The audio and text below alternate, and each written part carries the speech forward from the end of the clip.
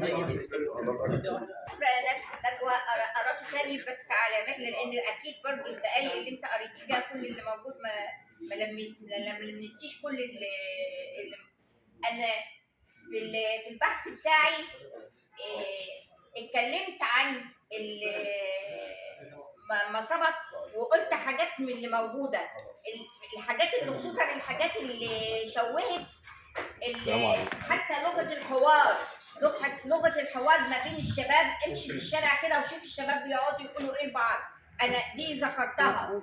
كنت هدخل بقى في حاجات تانية، لو الطلاق زمان ولا الطلاق دلوقتي. لا ده زمان كان ارحم بكتير قوي، ده ما كانش بيعتبر فيه طلاق.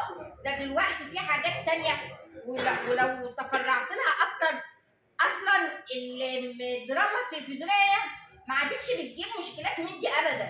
ده انت بتجيب لك، لو انت اتفرجت على دراما تلفزيونيه تجيب لك الكومباوند، والكومباوند يجي لك في وسطه اعلان: احنا هنا في الكومباوند كلنا شبه بعض. يعني اللي خارج المنظومه دولت ولاد مش عارفه ايه دولت، احنا اللي شبه بعض وانتوا عالم تاني خالص. كنا هنتدرج لحاجات تانيه، وانا مش عايزه اتدرج لحاجات من دي خالص. هتكلم على تمثيليات موجهه، والدكتوره عارفه ان في تمثيليات تماما موجهه، وموجهه لايه؟ اذا كانت سياسيا ولا اقتصاديا ولا اجتماعيا. فمش عايزه اتكلم، انا مش عايزه اتكلم فيها فعلا. انا طرحتها، عملت نظره شامله، بس انما ما تدرجتش لحاجات من دي الايام دي، لانها فعلا ممكن بعد كده ان شاء الله تبقى حاجات بالظبط. هي عايزه ما تكونش في كتاب طالع من جامعه او من طالع، ما يبقاش كده.